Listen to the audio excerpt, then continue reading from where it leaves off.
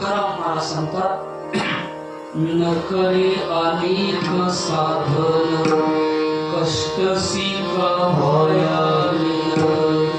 म्हणून त्याच्या पुढे वर्णन करत असताना तुकाराम महाराज वर्णन करतात, पुराणाचा पुरावा दिला त्याने. किती वर्णन केलं. 18 पुराणाचे पोटी नामाविन नाही. 18 पुराण मग मुख्य 18 पुराण. आणि या सर्व पुराणामध्ये काय विचार सांगितला हो? आता एवढे पुराण वाचायला कोणाला वेळ आहे आपला? आहे एवढे आपल्याला साधं हरिपाठ म्हणायचं म्हटलं तर लवकर आपल्याला वेळ मिळत नाही. पुराण म्हणजे काय साधी गोष्ट आहे का? आणि मुख्य 18 पुराण आहेत. मुख्य त्या 18 पुराणामध्ये परत एक मुख्य भागवत पुराण बघा. त्याच्यामध्ये त्याला महापुराण म्हणतात. त्याच्यामध्ये सुद्धा 10 लक्षण सांगितले. सर्ग विसर्ग स्थान पोषण गती मनवंत विषाणुकथा निरोध मुक्ती आश्रय असे लक्षण आहेत त्याचे. आणि बाकीचे उपपुराण आणि महापुराण असे 56 पुराण केलेले व्यासांनी. किती? 56 पुराण केलेले. त्यांचे नुसते नाव ऐका. नाव सांगत असतो 2 मिनिटात सांगतो, जास्त वेळ नाही. मत्स्य मार्कंडेय भविष्य भागवत ब्रह्म ब्रह्मवैवर्त ब्रह्मांड विष्णू नारद लिंग पद्म अग्नि कूर्म स्कंद गरुड अंगिरा अकेट आत्मा आदि आदित्य कपिल कल्की कालिका गणेश दत्त तत्वसार देवी भागवत धर्म नंदी नरसिंह पराशर प्रभास ब्रह्मनारदीय भविष्योत्तर भार्गव मरीची माहेश्वर मुद्गल रेणुका वशिष्ठ वन्नी वारुण वासुकी विष्णु धर्म शिव विष्णु रहस्य सांब हंस हरिवंश जालंधर काप्ती निलमत पाशुपत. 56 पुराण. आणि याच्यामध्ये मुख्य पुराण किती? 18. आणि 18 पुराणामध्ये काय सांगितलं? त्यांनी सांगितलं 18 पुराणेषु व्यासस्य वचनद्वयम्. 2 गोष्टी सांगितल्या महत्त्वाच्या. काय? परोपकार पुण्याय. दुसऱ्यावर उपकार करणं याचं नाव पुण्य. आणि दुसऱ्याला फसवणं, दुसऱ्याला पीडा देणं याचं नाव पाप. म्हणजे दुसऱ्याला फसवणं पीडा देणं याचं नाव पाप. आणि दुसऱ्यावर उपकार करणं याचं नाव. आणि याच्या मधला सार सांगितला पुराणामध्ये. काय? नामाविन नाही कोटी. आणि म्हणून बोलायचं असेल तर नाम. इतर बोलण्यामध्ये जी आहे दोष घडत लक्षात घ्या. आणि म्हणून 10 नेम सांगत असताना त्यांनी सांगितलं, कंठामध्ये भगवंताच्या नामाव्यतिरिक्त आपण ज्या वेळेला बोलतो, व्यवहारासाठी आपल्याला बोलावं लागतं. व्यवहारामध्ये बोलावं लागतं. म्हणून मी आपल्याला सांगत होतो की आपल्याला समजा जीवनामध्ये कष्ट करून व्यवहारामध्ये आपल्याला बोलावं लागतं. परिवाराला सांभाळण्यासाठी आपल्याला बोलावं लागतं. पण त्या बोलण्यातून दुसऱ्याला आपण फसू नये, दुसऱ्याला त्रास होईल असं वागू नये. आणि असं जर वागलं तर काय होतं? पाप होत असतं. आणि आपल्या वागण्यातून दुसऱ्याला चांगलं झालं तर त्याचंच नाव पुण्य. म्हणून परोपकार याचं नाव पुण्य आणि परपीडा याचं नाव पाप. म्हणून अशा या सर्व पुराणामध्ये हा सार सांगितला. त्याच्या पुढे तुकाराम महाराज वर्णन करतात की भगवंत जे विटेवरती उभा आहे. आता पंढरपूरला अनेक ठिकाणी दिंडा चाललेले आहेत, अनेक वारकरी मंडळी चाललेली आहेत. म्हणून भगवंत विटेवरती उभे आहेत. आणि या भगवंताने काय केलं बा अगोदर? तर गीतेचा उपदेश अर्जुनाला उपदेश. कारण अर्जुन म्हणजे कोण आहे? अर्जुन एक अशा प्रकारचं श्रेष्ठ आहे. ज्ञानेश्वर माऊलींनी अर्जुनाला उपमा असे दिली बा,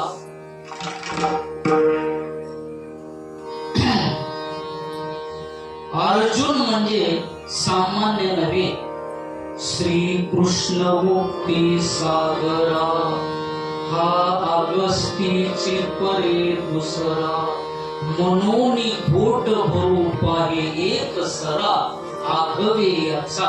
बघा म्हणजे भगवंताचं ज्ञान समुद्रासारखं आणि अर्जुन हा कसा आहे अगस्ती ऋषीसारखा. कारण अगस्ती ऋषीने समुद्र पिऊन घेतला होता. समुद्र किती मोठा समुद्र आहे आणताय का त्यात, पण एवढा समुद्र अगस्ती ऋषीने पिऊन घेतला होता. किती अगस्ती ऋषी मोठे कसे पेले असते विचार करा. त्याप्रमाणे समुद्रासारखं ज्ञान पण अर्जुनाने अगस्ती ऋषी सारखं सर्व ज्ञान ग्रहण केलं. कुरुक्षेत्रावरती युद्ध चालू होतं. त्या युद्धामध्ये अनेक सैन्य जमा झालेले होते आणि दुर्योधनाच्या बाजूने जास्त सैन्य होतं. ज्यादा सैन्य दुर्योधनाच्या बाजूने होतं. कसं काय त्याचं कारण असं होतं पहा. आपल्याला असं वाटत असेल की ते लोक काही एवढे कसे काय आज्ञानी लोक दुर्योधनाकडे कसं काय गेले, पांडव एवढे चांगले असताना तिकडे कसं काय गेले नसते. तर त्याच्यात एक कारण असं आहे बघा. त्या कुरुक्षेत्रावरती जर मरण आलं तर त्याला वैकुंठ प्राप्ती होणार होती. ते गुरु राजाने महादेवाकडून वरदान मागितलं आणि म्हणून हे सर्व जगातल्या योद्ध्यांना माहिती होतं की कुरुक्षेत्रावरती जर मरण आलं तर आपल्याला वैकुंठाची प्राप्ती होईल. आणि म्हणून त्यांनी विचार केला आपल्याला तिथं जर मरण आलं वैकुंठाची प्राप्ती, आणि म्हणून आपण काय करायचं मरण प्राप्त होण्यासाठी आपण दुर्योधनाच्या बाजूने जायचं. कारण श्रीकृष्णाच्या हाताने मरण येईल आपल्याला. म्हणून दुर्योधनाच्या बाजूने जास्त लोक गेले होते. कारण त्यांना माहिती होतं. म्हणून त्याचा श्लोक आहे का तौ समंता वीर मृत्यू दुरापो यद ब्रह्म संदार कया चित्तासु कलेवरम योग विजयित्या यद ग्रणिर्वीर शय्य निवृत्तः. त्यांनी विचार केला आणि दुर्योधनाच्या बाजूने गेले. आणि युद्धामध्ये किती जमा झालेले होते तर त्याचा एक श्लोकामध्ये माहिती आलेली. यशायुक्ता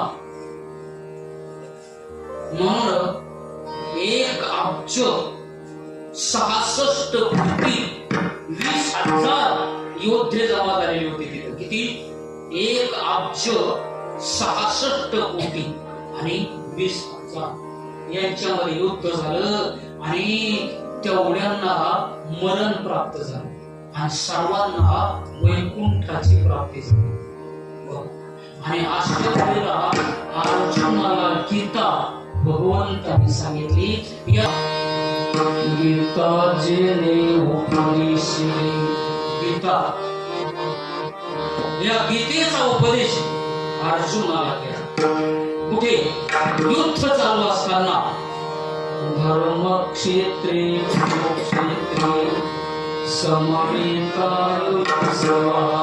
धर्मक्षेत्र कुरुक्षेत्रावरती आणि युद्धाच्या प्रसंगी भगवंताने गीता सांगितली अर्जुनाला. आणि त्याच गीतेवरती ज्ञानेश्वर माऊलींनी अलंकार म्हणजे ज्ञानेश्वरी मग गीता अलंकार नाम ज्ञानेश्वरी अशा प्रकारे म्हणून ज्ञान होय अज्ञानासी अज्ञानाला ज्ञान प्राप्त करून देण्याचं सामर्थ्य या शब्दामध्ये. आणि म्हणून गीता जेने उपदेशिले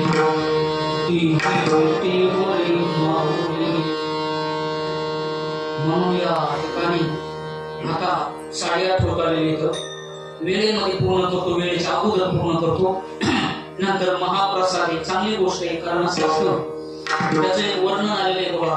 अन्नदानात परम दानम न भूतम न भविष्यति नात्र पात्र परीक्षा न काल नियमनो क्वचित. की अन्नदानासारखं दान श्रेष्ठ दान अन्नदान बघा. आणि असं आहे की सर्वांना प्रसाद म्हटल्यानंतर हो घरी स्वयंपाक करायची गरज कोणालाच नाही बघा. सर्वांना इथं प्रसाद, लहान लेकर असो, लहान लेकरांना सुद्धा म्हणून प्रसाद इथंच. घरी स्वयंपाक करायची गरज म्हणून चांगली गोष्ट आहे बरं. आणि जेवढे येतील त्यांना सर्वांना अन्नदान.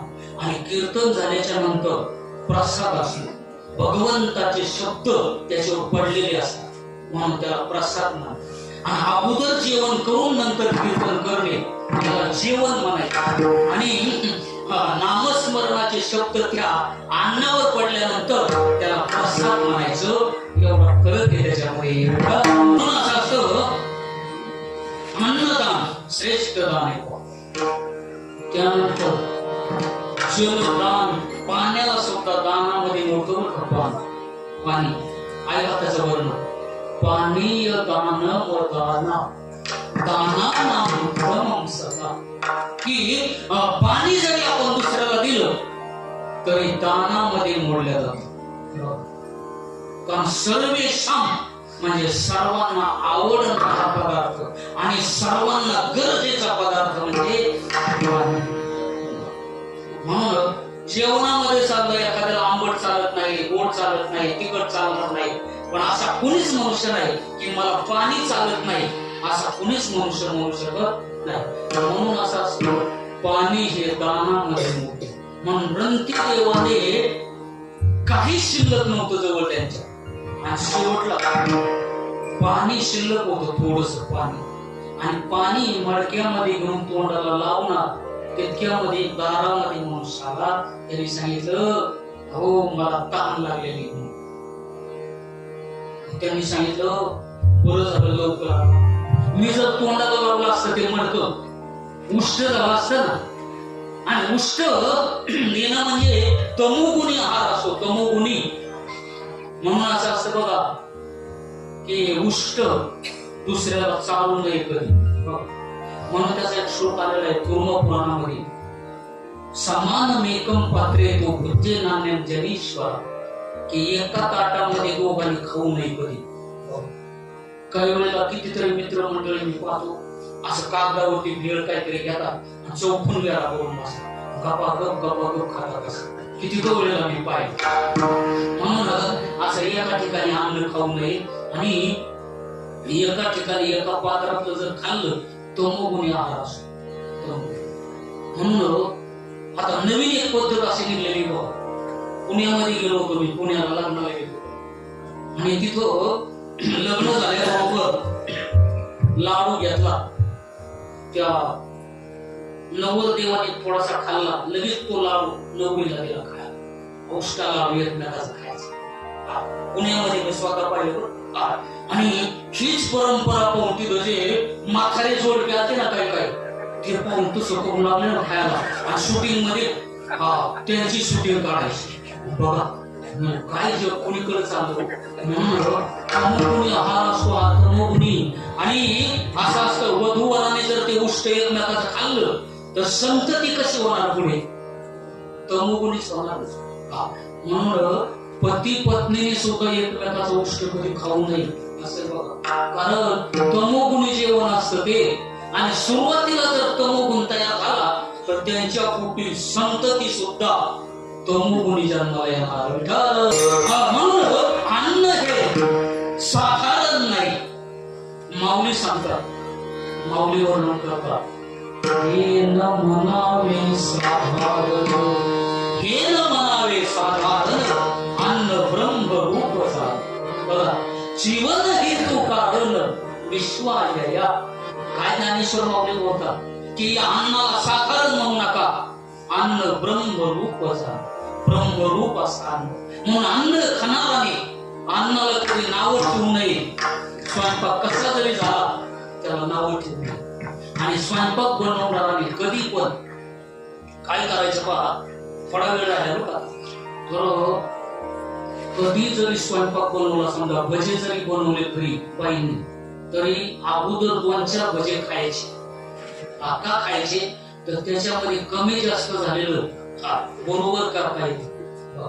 आमटी जरी बनवली तरी 1 कप भरून प्यायची अगोदर थोडीशी. का तर त्याच्यामध्ये सुधारणा करता येते म्हणून. नाही तर मग काही वेळेला काय होतं पहा, त्याच्यामध्ये कमी जास्त होतं, नंतर जेवायला बसतात आणि म्हणते हो मीठ द्या, मला कमी पडलं मीठ. आणि मीठ असं आहे बघा, कच्चं मीठ जर खाल्लं शरीराला ते धोक्याचं असतं, आरोग्याला म्हणजे हानिकारक असतं बरं का मीठ. म्हणून कच्चं मीठ कधीच खाऊ नये माणसाने, लक्षात ठेवा. आणि मीठ अग्नी भाजलेलं मीठ जरी जागात आलं तरी शरीराला त्रास होत नाही, पण कच्चं मीठ जर खाल्लं तर शरीराला रोग होत असतो. म्हणून नाथ महाराजांनी हे लिहून ठेवलं, धृत संस्कारे शुद्ध अन्न, ओम संस्कारे नवधान्य, अग्नि संस्कारे लवण.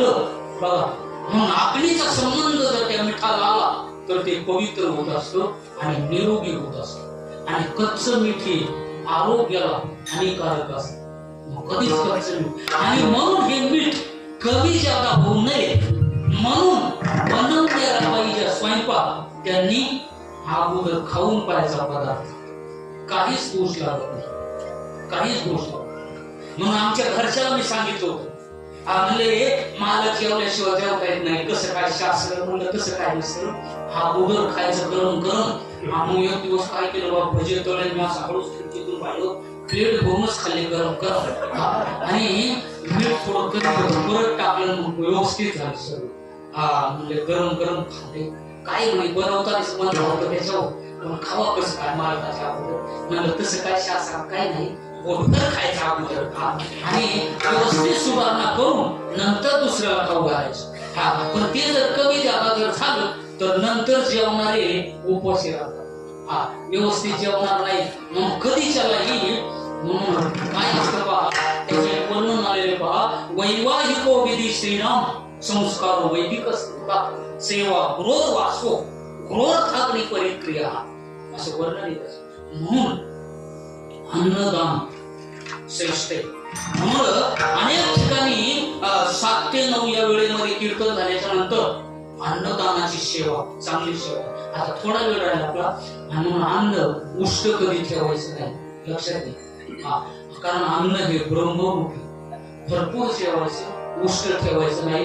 एखाद्याने जर आग्रह करून जास्त टाकलं पात्रामध्ये तर काय करायचं, ते आपल्या बरोबर घेऊन जायचं, परंतु वायाला जाऊ द्यायचं नाही. अशा प्रकारे. आणि म्हणून तुकाराम महाराज वर्णन करतात, ज्याने हे गीता वर्णन केले तेच परमात्मा, तोच पांडुरंग विटेवर येऊन उभे राहिले आपल्यासाठी. म्हणून ज्याने गीता कुरुक्षेत्रावरती सांगितली तेच श्रीकृष्ण परमात्मा ज्या वेळेला पंढरपूर मध्ये आले त्यावेळेला रुक्मिणीला बरोबर आणलं नव्हतं. बघा, म्हणून रुक्मिणी बाजूला आहे. त्याचं कारण असं आहे, पुंडलिकाच्या प्रेमासाठी भगवंत रुक्मिणीला सुद्धा विसरले आणि धावतच आले. पुंडलिकाची भक्ती, आई वडिलांची सेवा पुंडलिकाची. आणि त्यावेळेला आल्याबरोबर विठेवरती येऊन गेले. रुक्मिणीने विचार केला, आपले स्वामी पंढरपूर मध्ये जाऊन उभे राहिले, आपण आता चला. रुक्मिणी नंतर पाठीमागून आली. रुक्मिणीला बाजूचं मंदिर आहे, बाजूला मंदिर. म्हणून विठ्ठल रुक्मिणीचे मंदिर अनेक ठिकाणी जवळ आहे, पण पंढरपूर मध्ये मात्र रुक्मिणी बाजूला आहे. का? कारण पुंडलिकासाठी एकटेच आले होते. भक्तावर प्रेम असतं. म्हणून याप्रमाणे वर्णन बोलायचं. भला भला पुंडलिका माझं किती बाळाचे गायक मंडळी तेव्हा थोडक्यात सांगायचं आपल्याला, वेळेमध्ये प्रसाद घ्यायचा. तेव्हा पुंडलिकाचं वर्णन, पुंडलिकासाठी पुंडलिकाच्या भावार्थ उघडी होणे झाला. तिथं उभा राहिल्याच्या नंतर काय केलं बघा, म्हणून आपले सर्व वारकरी मंडळी तिथं नाचत गात भगवंताकडे जातात. म्हणून तुकाराम महाराज शेवटच्या चरणामध्ये सांगतात, सार धरी वाचे हरिनाम.